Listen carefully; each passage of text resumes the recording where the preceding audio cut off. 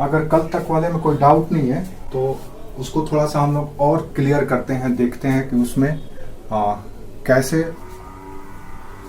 Law of return काम करता है। थोड़ा सा एक टेबल के माध्यम से या इंडेक्स के माध्यम से उसको समझने की कोशिश करते हैं, ठीक है। हाँ, ताकि उसमें और आपका कॉन्सेप्ट क्लियर होगा। तो एक टेबल बनाना है। मान लीजिए हमको कोई भी चीज उत्पादन करना है, जैसे आप कह लीजिए कि हमको अपने खेत से गेहूं का उत्पादन करना है, ठीक है।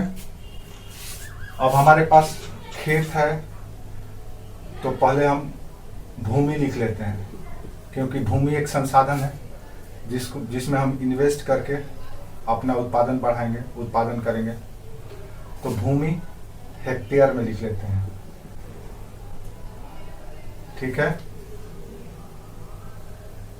इस तरह का एक टेबल बना लीजिए आप लोग।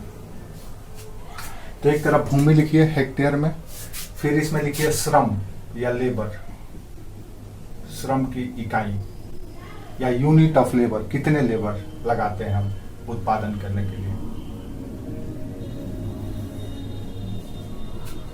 तीसरा लिखिए कुल उत्पादन कितना हो रहा है, टोटल प्रोडक्शन, टीपी। चौथा लिखिए औसत उत्पादन, एवरेज प्रोडक्शन कितना है।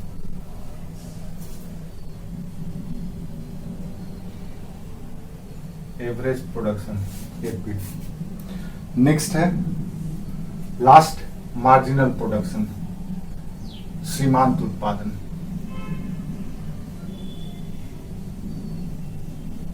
एमपी।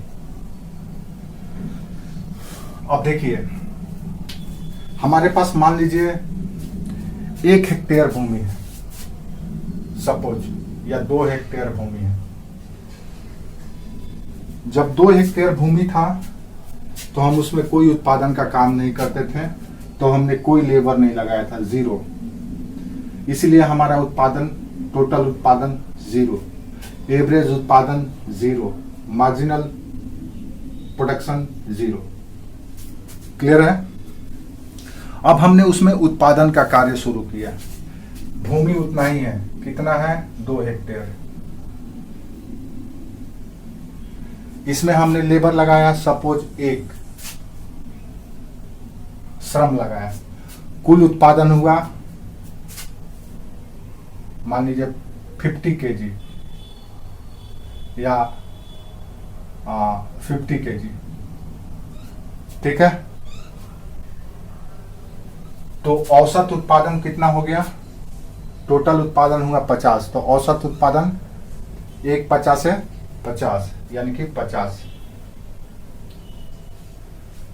फिर सीमांत उत्पादन क्या होगा इसका, आप बता सकते हैं। मार्जिनल प्रोडक्शन इसका कितना होगा, कितना होगा, हाँ 50 ही होगा। वेरी गुड, क्योंकि अभी कोई वेरिएशन नहीं है। चलिए, जब हमने 2 लेबर लगाया था, सॉरी 1 लेबर लगाया था, तो हमारे 2 हेक्टेयर भूमि में टोटल प्रोडक्शन हुआ 50 किलो। एवरेज यानी एक श्रमिक हमारा औसत 50 किलो उत्पादन 2 हेक्टेयर भूमि पर कर लेता है। क्लियर है। यानी 2 हेक्टेयर भूमि है मेरे पास, और अगर हम 1 मजदूर लगाते हैं, लगा करके उत्पादन कर रहे हैं, तो 50 किलो हम औसत उत्पादन कर ले रहे हैं। 1 मजदूर 50 किलो उत्पादन करा दे रहा है हमारा 2 हेक्टेयर भूमि पर, ठीक है। तो मार्जिनल प्रोडक्शन भी 50 ही हो गया।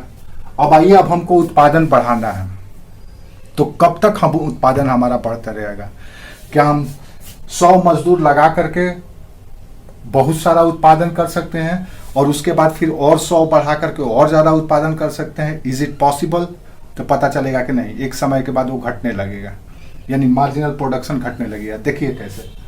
अब मान लीजिए 2 हेक्टेयर भूमि मेरा वही है, उससे हम ज्यादा नहीं बढ़ रहे हैं, क्योंकि ये हमारा रिसोर्सेज सीमित है, इसमें हम नहीं बढ़ा सकते हैं ना घटा सकते हैं। अब हमने 2 हेक्टेयर मेरा भूमि है, श्रम को अब हम 2 कर दिए, यानी 1 श्रमिक के जगह पे 2 श्रमिक हो गया। ठीक है, तो 2 श्रमिक के लगाने से हमारा 50 किलो के जगह पे अब उत्पादन होने लगा कितना, 60 किलो। मतलब 50 किलो पहले होता था, 2 लगा दिए तो 60 किलो और उत्पादन हो गया। सॉरी सीमांत, 1 मिनट रुक दीजिए। 50, 2 मजदूर और लगाए तो हमारा 60 किलो और उत्पादन हो गया, यानी मार्जिनल प्रोडक्शन हो गया 60 किलो। एक और मजदूर जैसे ही हम बढ़ाए, जैसे एक के जगह पे 2 मजदूर किए, तो एक जो मजदूर लगाए तो इससे हमारा मार्जिनल प्रोडक्शन बढ़ गया, यानी एक मजदूर 60 किलो पैदा कर दिया। पहला वाला 50 और दूसरा वाला 60 किलो पैदा कर दिया। तो टोटल प्रोडक्शन कितना हो गया, 60 और 50 कितना हो गया, 110 किलो हो गया। औसत प्रोडक्शन कितना हो जाएगा, यानी 2 मजदूर मिलकर के 110 किलो उत्पादन कर रहे हैं। तो औसत निकालेंगे कि प्रत्येक मजदूर कितना उत्पादन किया, तो 2 5 10 और 2 5 10, यानी एक मजदूर अब 55 किलो उत्पादन करने लगा है औसत अगर निकाले तो। पहले एक मजदूर सिर्फ 50 किलो उत्पादन कर पा रहा था। जैसे ही 2 लगाए तो दूसरा वाला 60 किलो और अतिरिक्त उत्पादन कर दिया। तो हमारा टोटल प्रोडक्शन हो गया उसी 2 हेक्टेयर से 110 किलो, एवरेज हो गया 55 किलो, और मार्जिनल प्रोडक्शन यानी कि पर इकाई उत्पादन हो गया दूसरे का 60 किलो। पहले का 50 था मार्जिनल प्रोडक्शन, दूसरे का 60। तीसरे सिचुएशन पे चलते हैं हम, यानी कि 2 हेक्टेयर भूमि मेरा वैसे ही है, हमने 2 के जगह पे 3 मजदूर कर दिया अब। ठीक है, ठीक है, हाँ। अब ये क्या कर रहा है कि ये तीसरा मजदूर लगाए तो तीसरा मजदूर 70 किलो और उत्पादन कर दिया। यहां पे सॉरी 70 किलो यहां पे आएगा, यानी कि इसने 70 किलो और उत्पादन कर दिया। तो टोटल प्रोडक्शन कितना हो गया, मार्जिनल प्रोडक्शन 70 और पिछला तो कितना हो गया 180 किलो। अब देखिए औसत उत्पादन कितना हो जाएगा, 3 6 18 60 किलो। समझ में आया। चलिए, उसी 2 हेक्टेयर भूमि पर हमने श्रम को बढ़ा करके उत्पादन देखिए कितना बढ़ा लिया, सिर्फ लेबर को बढ़ा करके। अब उसका मैक्सिमम तक जाएंगे कि कितना उत्पादन हो सकता है उस भूमि से। अगर हमको लगता है कि लेबर और लगाएंगे तो और उत्पादन हो सकता है, तो हम लेबर लगाते रहेंगे और उत्पादन बढ़ाते रहेंगे। इसी को कहा जाता है लॉ ऑफ रिटर्न। तो अभी लॉ ऑफ रिटर्न मेरा कैसा है, अभी लॉ ऑफ रिटर्न मेरा कैसा है, 3 प्रकार का लॉ ऑफ रिटर्न बताए थे ना। तो कौन सा है लॉ ऑफ रिटर्न है, क्या ना पूरा उसका नाम क्या है, टेक्निकल प्रतिफल वृद्धि नियम, very law of increasing production. ठीक है, तो ये प्रतिफल वृद्धि नियम है। चलिए चौथा स्थिति में आते हैं। 2 हेक्टेयर मेरा भूमि, अब एक और श्रमिक हो गए, 4 श्रमिक हो गए। अब इस 70 के जगह पे 80 किलो और उत्पादन होने लगा। या चौथा जब लगाए तो उतना ही उत्पादन किया, यानी 70 किलो ही किया। हाँ, अब आपके मान लीजिए इसका भूमि का लिमिटेशन है, अभी लगता है कि और उत्पादन हो सकता है, तो पता चला कि 70 के जगह पे 90 किलो और उत्पादन ये बढ़ गया चौथा मजदूर के आने से। तो टोटल कितना हो गया, 0 9 8 17 1 1 2 270। अब औसत उत्पादन कितना हो गया, 4 6 24 4 6 24 4 7 28 और 4 5 20, यानी 67 67.5 किलो हो गया। अब पांचवा सिचुएशन में चलते हैं। अब हमको लगता है कि शायद और बढ़ेगा, तो हम उसी भूमि पर पांचवा मजदूर लगाते हैं, एक और मजदूर। इसको जब लगाते हैं तो पता चलता है क्या कि जितना पिछले बार उत्पादन किया था मजदूर, उतना ही ये भी उत्पादन किया है, 90 किलो। अब कांस्टेंट हो गया, यानी कि भूमि अपना अधिकतम उत्पादन कर चुका। जैसे आप मोटरसाइकिल चलाते हैं या कार चलाते हैं, तो आप देखेंगे कि एक्सीलेटर देते जाएंगे, रफ्तार बढ़ते जाएगा, एक्सीलेटर देते जाएंगे, रफ्तार बढ़ता जाएगा, एक्सीलेटर देते जाएंगे, रफ्तार बढ़ता जाएगा। एक समय आएगा कि पूरा एक्सीलेटर दे देंगे और मैक्सिमम रफ्तार हो जाएगा, उसके बाद अब रफ्तार बढ़ ही नहीं सकता है। होता है ऐसा? होता है? तो किसी भी चीज का उत्पादन करने का एक सीमा होता है, उसका दोहन करने का एक सीमा होता है। उससे ज़्यादा आप अगर क्रॉस करेंगे तो फिर आपका लॉस होने लगेगा, यानी उत्पादन अब कम होने लगेगा।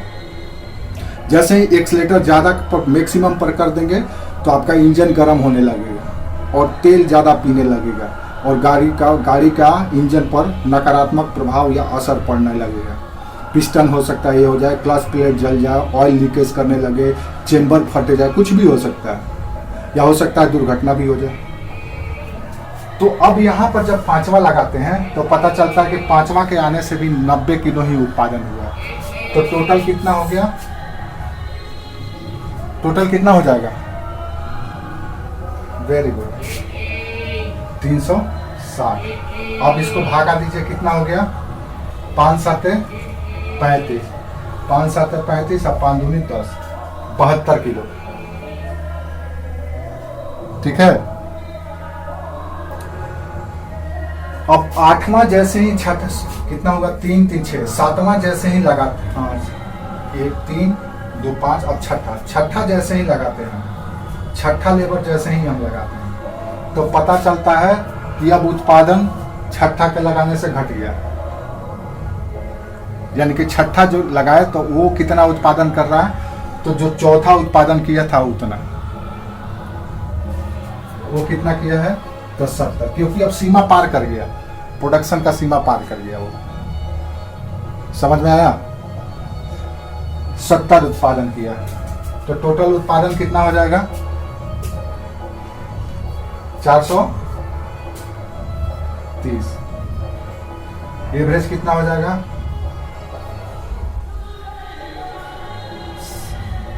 42।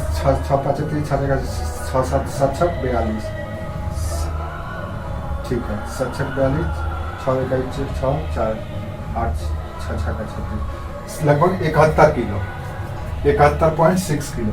अब देखिए यहाँ पे औसत उत्पादन आपका घटने लगा। अब सातवां स्थिति ऐसा हो सकता है कि सातवां मजदूर लगाएं तो अब उसके पास कुछ उत्पादन करने के लिए, कोई एक्सेस करने के लिए है ही नहीं, क्योंकि भूमि सीमित है, उसका मैक्सिमम दोहन किया गया है। तो हो सकता है अब इसके समय आते आते उत्पादन जो है सीमांत उत्पादन घट करके 10 हो जाए, 5 हो जाए, 20 हो जाए, बिल्कुल घट जाएगा, क्योंकि अब है ही नहीं, अब वो सीमा क्रॉस कर गया है उत्पादन का। तब कितना हो जाएगा टोटल? तो 430 प्लस 440, औसत कितना हो जाएगा? तो 7 42, 6 और 7 दूनी 14। अब देखिए 7 दूनी 14, 6 तो 7 7 49, 7 8 56, लगभग 62 किलो पर आ गए, 62-63 किलो पे, यानी औसत उत्पादन अब हमारा घटने लगा। अब यहाँ से हमारा क्या स्थिति हो गया आप समझ सकते हैं। कुल उत्पादन तो बढ़ रहा है लेकिन घटते हुए क्रम में, औसत उत्पादन घटने लगा है। कहाँ से घटने लगा है? जब हमने छठा मजदूर लगाया तो आपको तीनों के तीनों चीज मिल गया। कहाँ मिला? जैसे देखिए यहाँ पे आपका सीमांत उत्पादन बढ़ता हुआ मिला, यानी आप यहां तक मैक्सिमम प्रोडक्शन किए, 5वें मजदूर तक आपका मैक्सिमम प्रोडक्शन हो गया। ठीक है, यानी ये प्रतिफल वृद्धि नियम था, इसमें वृद्धि हुआ जब आपने उपादान को बढ़ाया, एक उपादान को यानी इनपुट्स को आपने बढ़ाया, एक इनपुट्स को बढ़ाया तो आपका उत्पादन बढ़ा। लेकिन आप बार बार इनपुट को, उसी इनपुट को बार बार बढ़ा रहे हैं तो एक सीमा के बाद सीमांत उत्पादन यानी मार्जिनल प्रोडक्शन कम होने, एक बार कांस्टेंट हो जाएगा, 0 पर हो जाएगा, उसके बाद माइनस में जाने लगेगा। तो अब यहाँ पे अगर आपकी बार आप देखेंगे तो ऐसा स्थिति आ जाएगा, अगर 8वां लगा दे मजदूर तो हो सकता है उत्पादन 0 हो जाए। मान लीजिए आप इसको यहां पर भी कर सकते थे, 5वां जो किए हैं यहां पर ही हो सकता है 0 हो जाता, आपका कहीं भी हो सकता है। हमने इतना लंबा किया है, आप 2 या 3 के बाद ही हो सकता है 0 हो जाए।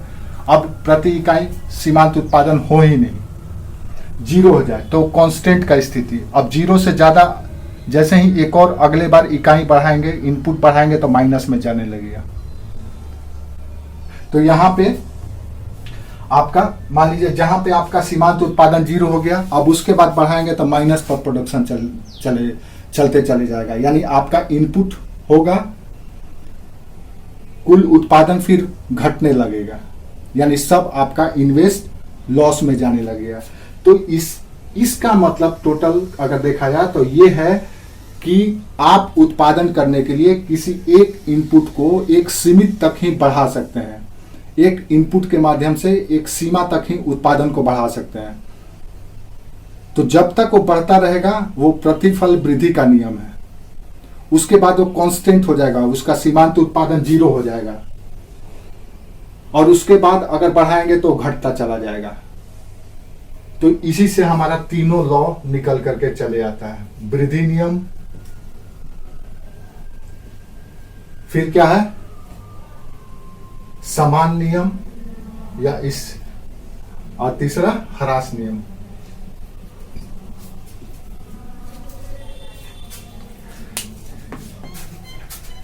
समझ में आ रहा है?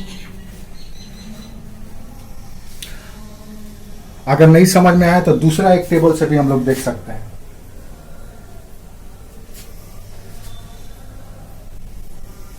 बनाए और तुमको क्या जाता है, मेहनत तो हमको करना है, तुमको तो खाली बोल देना आंसर बनाइए। अच्छा मजा नहीं, कोई बात नहीं, फिर से हम बताते हैं ना, क्या है परेशान होना, मेरा तो काम ही है आप लोगों को बताना है। आप लोग को जब तक समझ में नहीं आएगा हमारा काम है बताना। चलिए अब एकदम छोटा सा डाटा लेते हैं, ठीक है, और हाँ छोटे से डाटा में ही हम लोग अपना काम चलाते हैं कि कैसे हम लोग अपने उत्पादन को, हमारा उत्पादन वेरिएट करता है, परिवर्तित होता है। ठीक है, चलो वही चीज है, वही भूमि है, पहला श्रमिक हमने लगाया, ठीक है, तो पहला श्रमिक के लगाने से हम अपने 2 हेक्टेयर भूमि में उत्पादन किए 5 किलो। क्लियर है? औसत उत्पादन प्रति श्रमिक कितना हुआ, यानी एक श्रमिक 2 हेक्टेयर भूमि पर से कितना उत्पादन कर रहा है, 5 किलो, यानी औसत उत्पादन 5 किलो। सीमांत उत्पादन कितना होगा,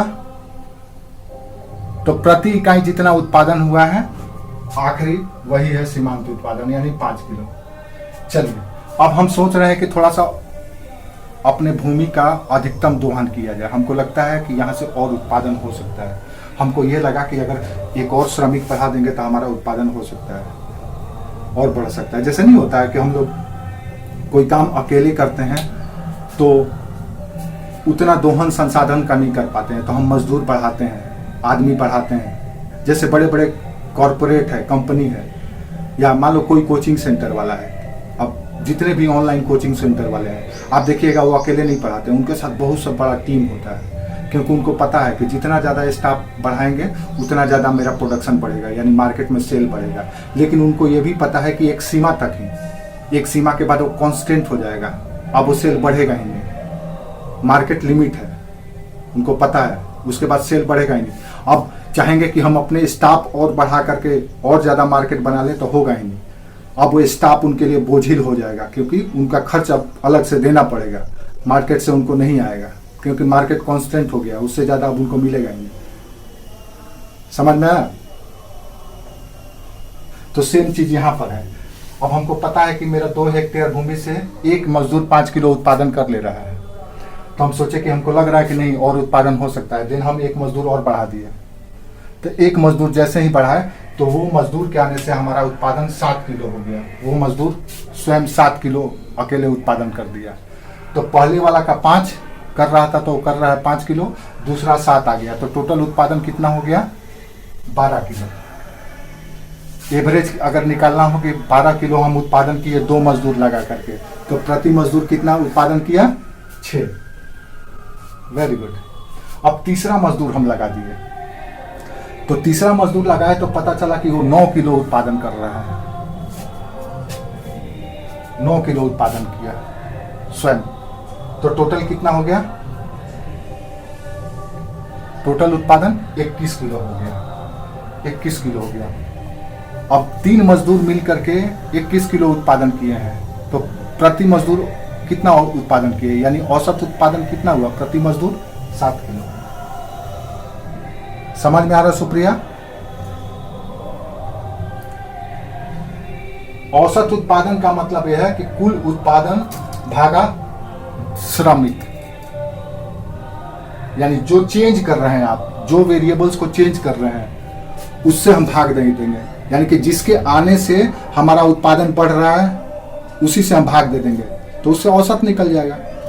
अभी हम बताएंगे 3 तरह का उत्पादन होता है, हम बताएंगे क्या होता है, वो लिखवा देंगे। तो औसत उत्पादन कितना हो गया? 21 किलो। अब चौथा मजदूर जैसे ही लगाए तो पता चला कि चौथा मजदूर उत्पादन किया मात्र 7 किलो।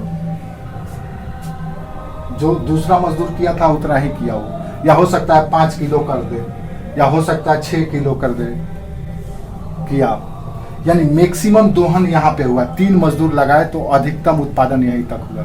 अब चौथा जैसे ही लगाए तो पता चला कि चौथा 7 किलो उत्पादन किया, तो टोटल उत्पादन कितना हो गया?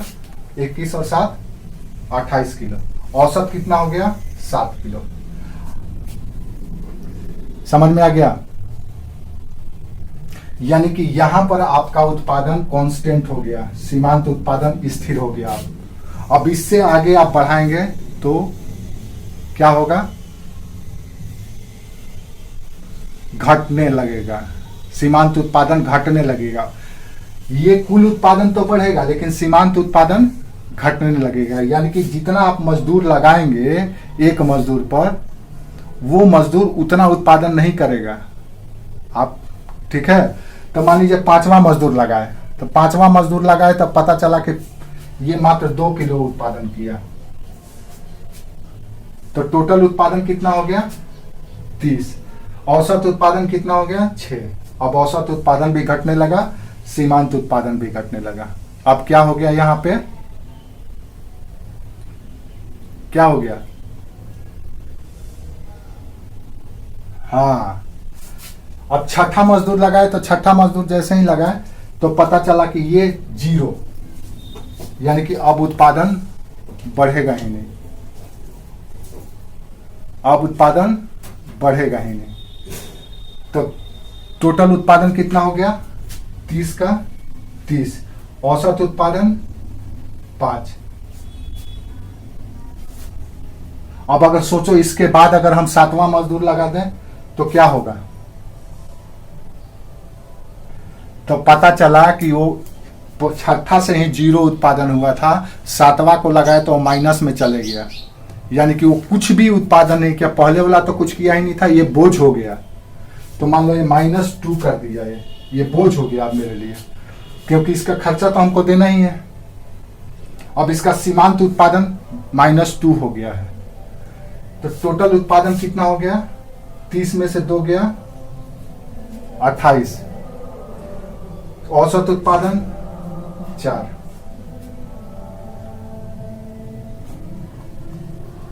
समझ में आया? अब आप देखो, अब हमको बताओ कहां तक वृद्धि नियम है, कहां तक कांस्टेंट है और कहां तक फिर ह्रास नियम लागू होता है। तो आपका वृद्धि नियम कहां तक होगा?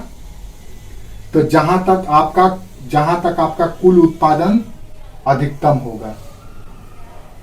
तो यहां तक आपका वृद्धि नियम है, प्रतिफल का वृद्धि नियम, प्रतिफल वृद्धि नियम। यानी कि आप 5 मजदूर बढ़ा करके 5वें मजदूर तक अधिकतम उत्पादन किए आप। समझ में आया? 5वें मजदूर तक आप 2 हेक्टेयर भूमि से अधिकतम उत्पादन किए।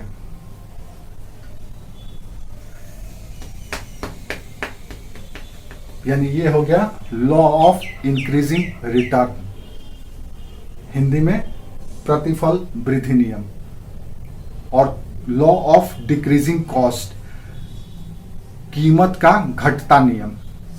ये हो गया यहां तक, जहां तक हमारा अधिकतम उत्पादन हुआ। लॉ ऑफ इंक्रीजिंग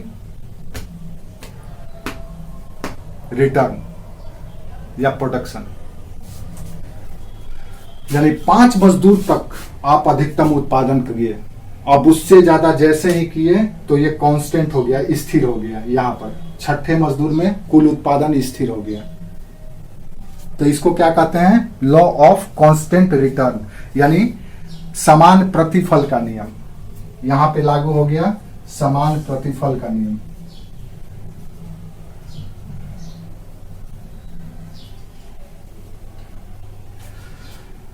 जैसे ही आपने 7वां मजदूर बढ़ाया, लगाया एक और मजदूर दिन, अब आपका उत्पादन, कुल उत्पादन घट गया।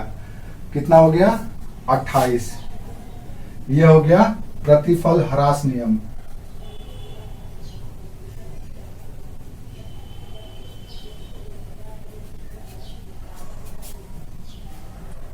दिख रहा है आप लोगों को? ये 7वां वाला दिख रहा है ना? तो प्रतिफल ह्रास नियम, तात्पर्य यह है कि आप किसी वेरिएबल्स को, जैसे ये वेरिएबल्स है हमारा, या उपादान है, या इनपुट है, या इन्वेस्टमेंट है, किसी एक में कम या बेसी करके उत्पादन अपना बढ़ाते और घटाते हैं।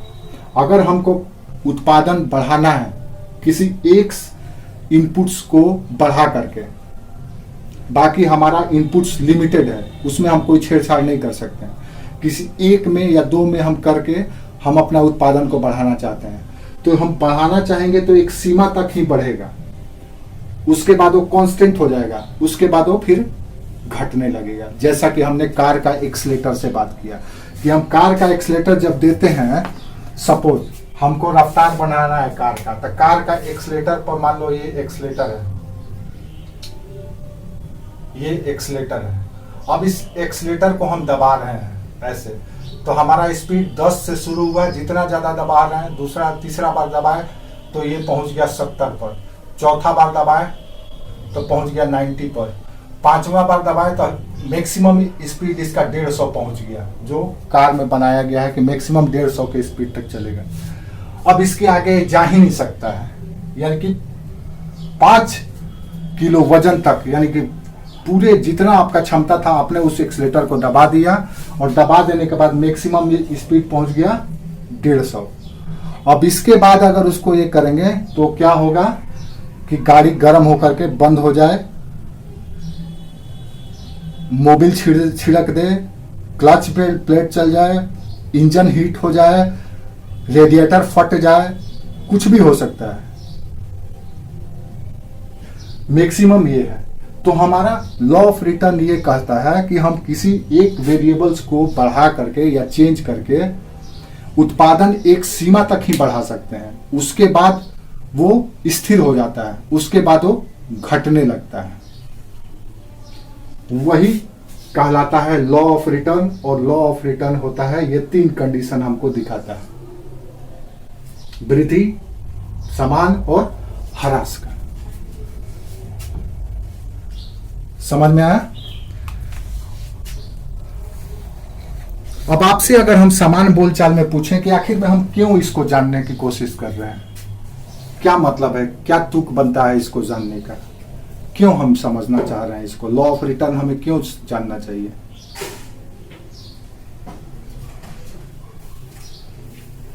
आप बता सकते हैं क्यों हमें जानना चाहिए लॉ ऑफ रिटर्न?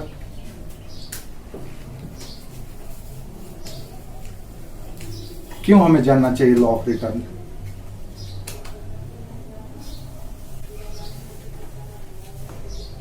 हम इतना टाइम दे रहे हैं लॉ ऑफ रिटर्न जानने में, क्यों? क्यों? इसके पीछे क्या, what is the reason behind this? आप लोग नहीं बता सकते हैं? पूरा क्लास खत्म हो गया, तीसरा क्लास या दूसरा सेशन चल रहा है, आपको ये नहीं पता कि हम लोग क्यों पढ़ रहे हैं इसको? ये बहुत हास्यास्पद बात है। वीडियो ऑन करो।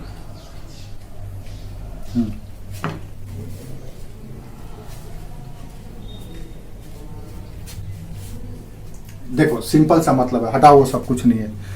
इसका मतलब ये है, सिंपल सा मतलब है, लॉ ऑफ रिटर्न इसलिए पढ़ते हैं कि हम एक सीमित संसाधन से मैक्सिमम कितना उत्पादन कर सकते हैं, यानी कि हम अपने उत्पादन को किस सीमा तक बढ़ा सकते हैं, और जैसे ही हम उस सीमा को पार करेंगे तो हमारा खर्चा ज्यादा बढ़ता जाएगा और उत्पादन कम होता चला जाएगा। इसीलिए हम एक लिमिट तक ही इन्वेस्ट कर सकते हैं या एक लिमिट तक ही मैक्सिमम उत्पादन कर सकते हैं, उसके बाद हमारा लॉस होने लगता है। तो ये लॉ ऑफ रिटर्न ये बताता है कि ऐसा नहीं है कि आप अंधाधुंध इन्वेस्ट कर दीजिए, कैपिटल लगा दीजिए, श्रम लगा दीजिए, रिस्क ले लीजिए, अंधाधुंध नहीं करना है। आपको उसका लिमिटेशन जानना है, उसके लिए मैक्सिमम दोहन करना है तो उसका लिमिटेशन को भी जानना होगा, और मैक्सिमम दोहन तक ही आप उससे फायदा उठा सकते हैं, उसके बाद से आपको लॉस होने लग गया।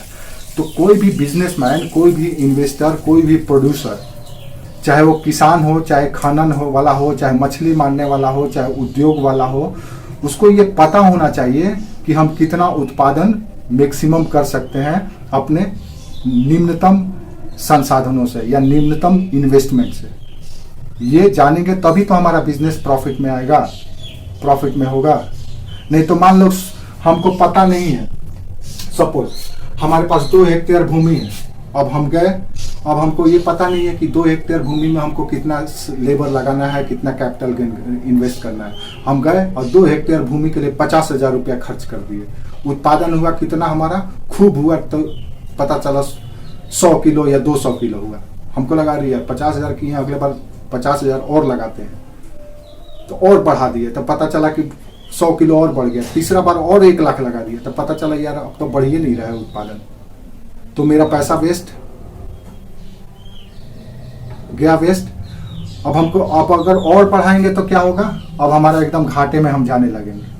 तो इसलिए हमको मैक्सिमम लिमिटेशन जानने के लिए कि हम कितना उत्पादन मैक्सिमम कर सकते हैं एक सीमित संसाधन से, हमको लॉ ऑफ रिटर्न जानना पड़ेगा।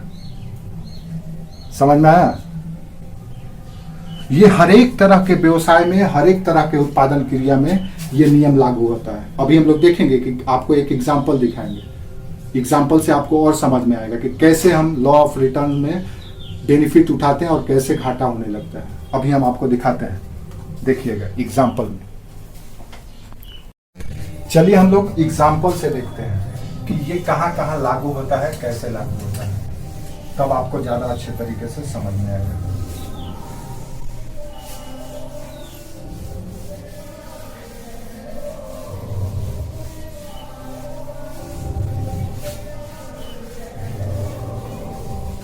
जैसे जब ये नियम लाया गया था, तो जो क्लासिकल इकोनॉमिस्ट थे, जब ये नियम को इन्होंने एक्सप्लोर किया था, तो जो क्लासिकल इकोनॉमिस्ट थे उन्होंने कहा था कि ये नियम सिर्फ और सिर्फ कृषि में लागू होता है,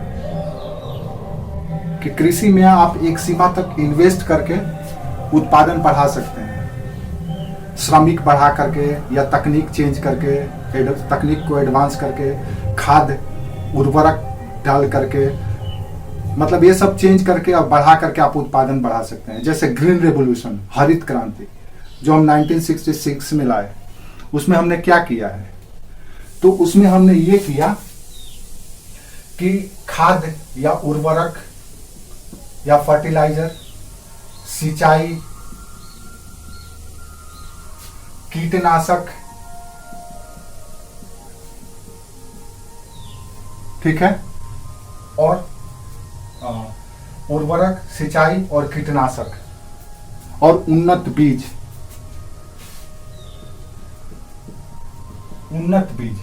इसको इन चारों को हमने चेंज किया। जो पहले यूज करते थे 1966 से पहले, उसमें हमने चेंज किया। पहले हम क्या करते थे, तो हमारे पास जो देसी बीज होता था फसल का, उसका प्रयोग करते थे। देसी बीज जिसका प्रोडक्शन कम होता था, जिसमें उत्पादकता कम होता था पर यूनिट या पर हेक्टेयर।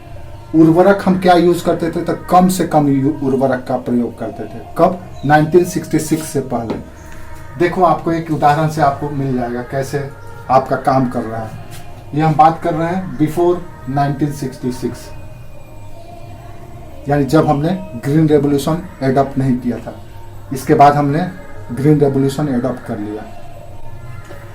तो देसी बीज का यूज करते थे। उर्वरक में हम क्या करते थे, तो उर्वरक में हम सामान्यतः जो गोबर होता है या कंपोस्ट होता है उसी का हम यूज करते थे।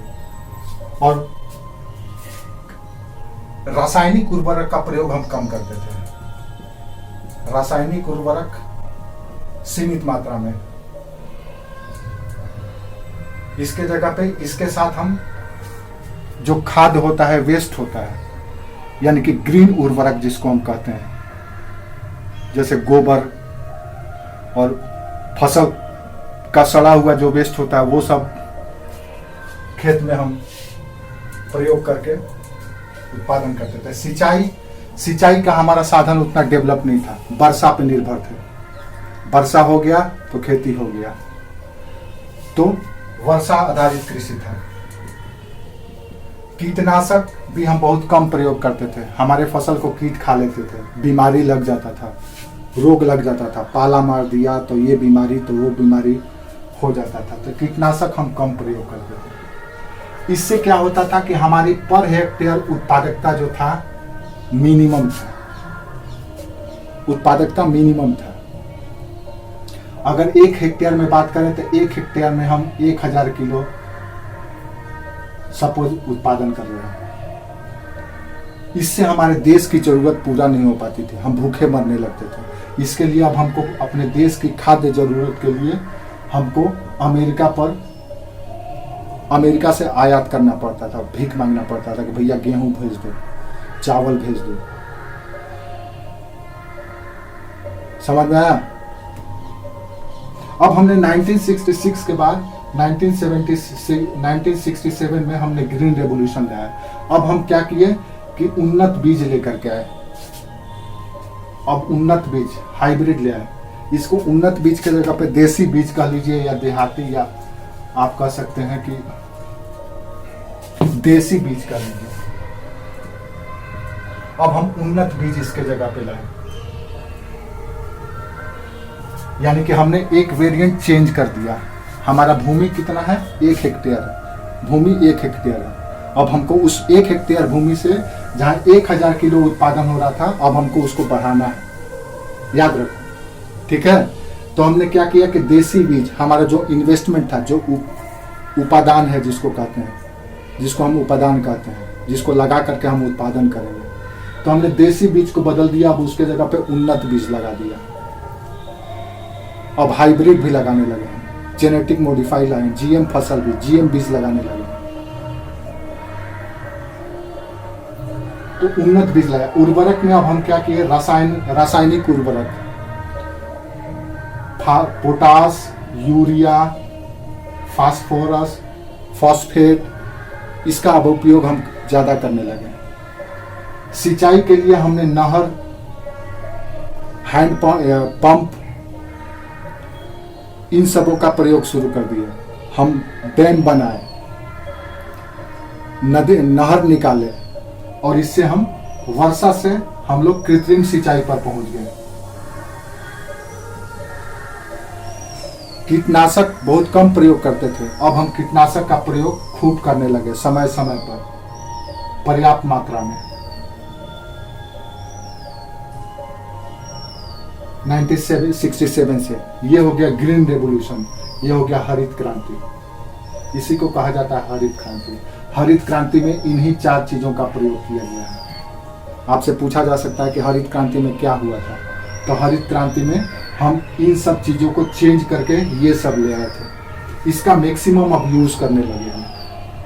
अब हमारा उत्पादन सीधे बढ़ करके दुगना तिगुना हो गया। अब 1000 के जगह 3000 किलो प्रति हेक्टेयर हो गया। ये निरंतर चलता रहा। हम इसको जैसे जैसे बढ़ाते रहे, इसको और बढ़ाए तो और उत्पादन बढ़ा। 3000 के जगह पे अब 4000 हो गया। फिर बढ़ाए इसको तो 5000 6000 तक पहुंच गया। फिर बढ़ाए तो अब बढ़िए नहीं रहा है, 6000 के 6000 रह गया। अब बढ़ा रहे हैं और तो घटने लग रहा है। चाहे ये बढ़ा रहे हैं तो भूमि का उत्पादन क्षमता अब घटने लगा है, भूमि का प्रोडक्टिविटी अब घटने लगा है। सिंचाई इतना ज़्यादा कर रहे हैं, जितना ज़्यादा सिंचाई कर रहे हैं उतना ही ज़्यादा हमारा ग्राउंड वाटर घटते जा रहा है, भूमि का जल घटते जा रहा है, जमीन के नीचे का जल अब घटते चले जा रहा है। कीटनाशक के उपयोग इतना ज़्यादा कर दिए हैं कि फसल में कई तरह के बीमारी, फसल में कई तरह के कीटनाशक से केमिकल फसल में चले जा रहे हैं और वो लोगों को बीमार करने लग रहा है।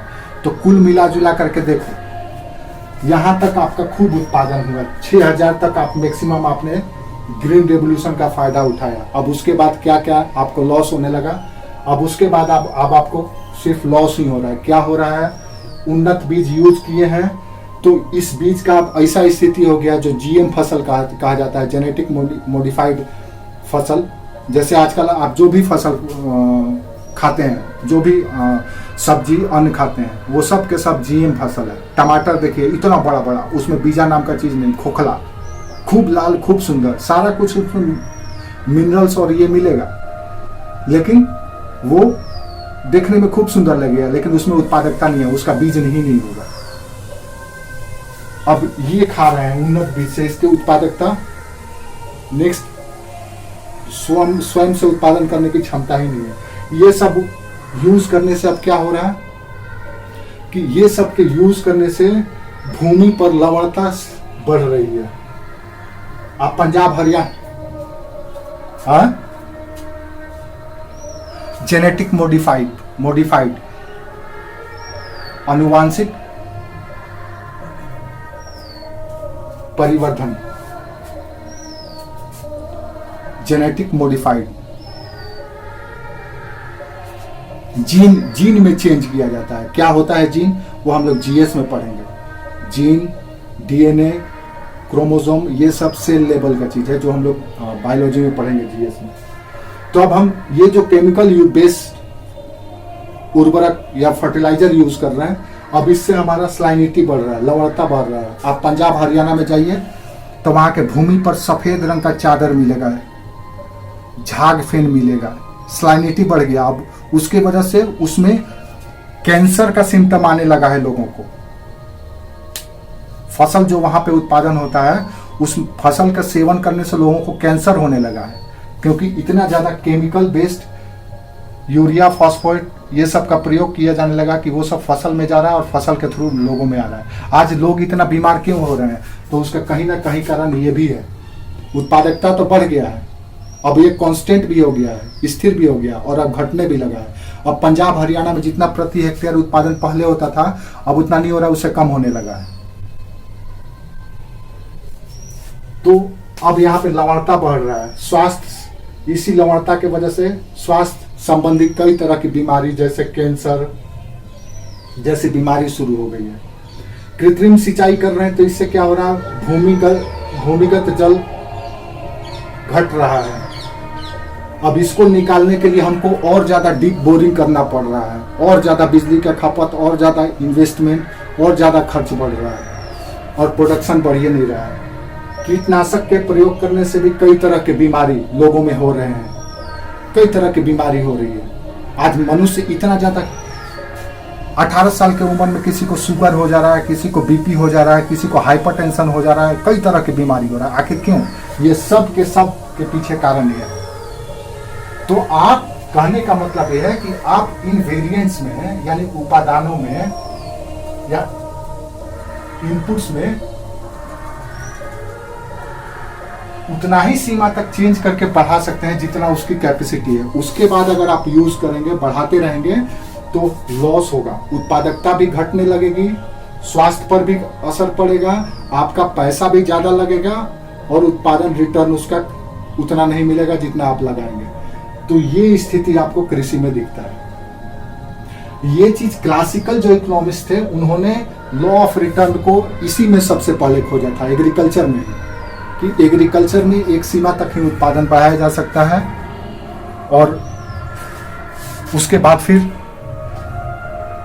उसमें लॉ ऑफ ये लागू हो जाएगा, क्या कहलाता है, घटने लगेगा, यानी कि लॉ ऑफ डिमिनिशिंग रिटर्न हो जाएगा।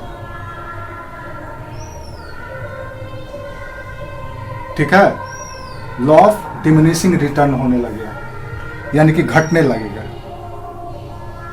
तो पहली बार क्लासिकल थ्योरी में सिर्फ और सिर्फ कृषि को ही देखा गया था कि कैसे हम बढ़ा सकते हैं और कितना बढ़ा सकते हैं और उसके बाद कैसे घटने लगेगा। लेकिन बाद के दिनों में जो मॉडर्न इकोनॉमिस्ट हुए, आधुनिक अर्थशास्त्री, उन्होंने इसको कहा कि हर एक जगह पे ये नियम लागू है। कृषि ही नहीं बल्कि उद्योग में भी आप अगर वेरिएंट चेंज कर रहे हैं, उद्योग में क्या करेंगे, उद्योग का उदाहरण अगर देखना होगा तो क्या होगा, तो इसमें आप चेंज कर दीजिए, इस वेरिएंट को चेंज कर दीजिए और चेंज करके एक सीमा तक ही उत्पादन बढ़ा सकते हैं, उसके बाद उसमें भी घटने लगेगा। समझ में आया? चलिए एक और एग्जांपल देखते हैं हम लोग। नेक्स्ट एग्जांपल से हम उसको समझने की कोशिश करते हैं। कृषि में देख लिए कि कैसे हम एक सीमा तक बढ़ाते हैं, उसके बाद हमारा उत्पादन कांस्टेंट हो जाता है, स्थिर हो जाता है, उसके बाद फिर और लगाते हैं तो बढ़ता नहीं है, कांस्टेंट भी नहीं रहता, घटने लगता है और उसका कई साइड इफेक्ट भी होने लगता है। अब अगर हम इसी चीज को खान में यानी माइनिंग में खोजें, खान में हम क्या करते हैं, तो खान में हम खोदाई करते हैं। मान लो ये खोदाई करते हैं, अब हमने इस लेवल पे खोदाई किया, यहां तक हमने खोदाई किया, ठीक है, समझ में आया? तो यहां तक खुदाई करने में हम 10 लेबर लगाए, 10 लेबर लगाए, तो 10 लेबर में हमारा जो भी खर्चा हुआ, यहां से खुदाई करके हमने 1 टन उत्पादन किया कोयला, कोल। अब हमको लगा कि थोड़ा सा और नीचे जाकर के खुदाई किया जाए, तो मान लो इस लेवल से और नीचे चले आए, हम यहां पे चले आए। अब यहां तक खुदाई करने के लिए हमको और लेबर बढ़ाना पड़ेगा, लेबर बढ़ाना पड़ेगा, या हो सकता है कि खुदाई करने के लिए हमको यहां से यहां आने में और खर्च करना पड़ेगा, होगा ऐसा। यानी कि जितना ज्यादा हम अंदर खोदते चले जाएंगे हमारा खर्चा बढ़ता चला जाएगा, खर्चा जितना बढ़ेगा उतना ही हमारा इधर उत्पादन भी बढ़ता चला जाएगा। मान लो 2 टन हो गया, फिर हम और नीचे गए, तो और नीचे जाएंगे तो और हमारा खर्चा बढ़ेगा, बढ़ता जाएगा, बढ़ेगा ना। जितना ज्यादा खुदाई करेंगे उतना ज्यादा हमारा खर्च बढ़ता जाएगा। खुदाई होगा, वहां से निकालेंगे तो निकालने का खर्चा, जाने का खर्चा, खुदाई करने का खर्चा, ये सब खर्चा बढ़ता जाएगा। उसके तुलना में मान लीजिए उत्पादन हमारा बढ़ करके 5 टन हो गया। अब उसके बाद हम नीचे जाएंगे तो पता चल रहा है कि और नीचे गए तो खर्चा हमारा बहुत बढ़ गया और उत्पादन 5 टन के 5 ही टन रह गया, कोई नहीं बढ़ा। अब उसके नीचे और गए हम तो पता चला और खर्चा मेरा बढ़ गया और उत्पादन जो है हमारा अब घटने लगा, पता चला 3 ही टन रह गया अब उत्पादन।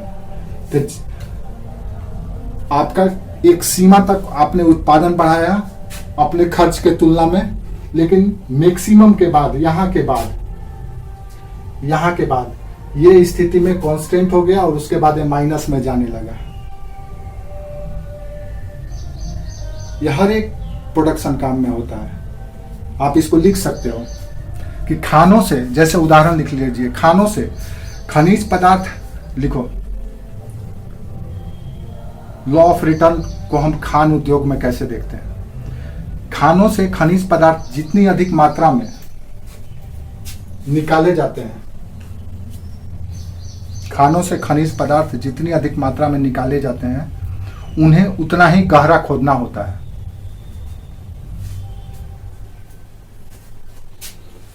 खानों से खनिज पदार्थ जितना अधिक मात्रा में निकाला जाता है, उन्हें उतना ही गहरा खोदना पड़ता है।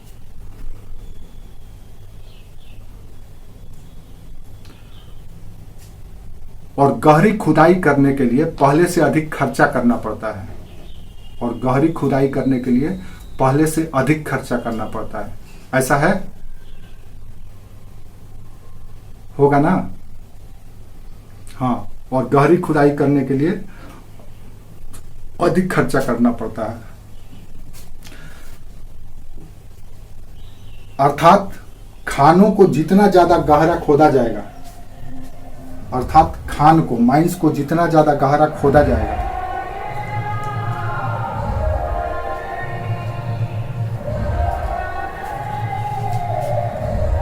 प्रतिफल के अनुपात में खर्चा उतना ही बढ़ता जाएगा।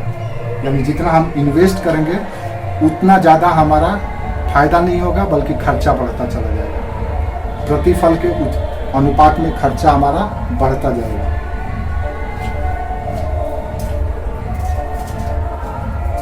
फलस्वरूप घटते प्रतिफल में खर्चा उतना ही बढ़ता जाएगा। प्रतिफल के अनुपात में खर्चा उतना ही बढ़ता जाएगा। फलस्वरूप घटते प्रतिफल का नियम लागू होगा।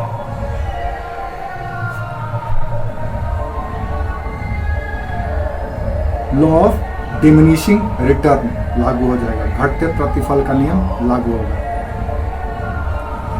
क्योंकि खान की गहरी खुदाई के लिए, क्योंकि खान की गहरी खुदाई के लिए मजदूरी,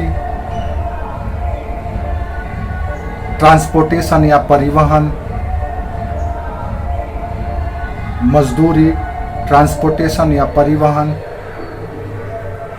लाइट या बिजली,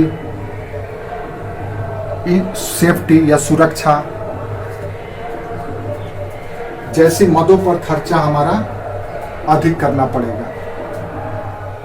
जैसे मदों पर खर्चा हमें अधिक करना पड़ेगा, उसके तुलना में उत्पादन हमारा घटता चला जाएगा। ठीक है?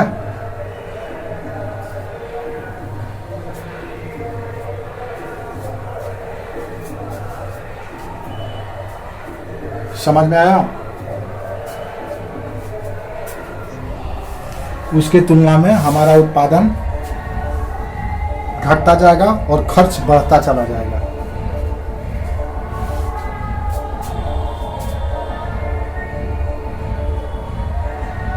ठीक है?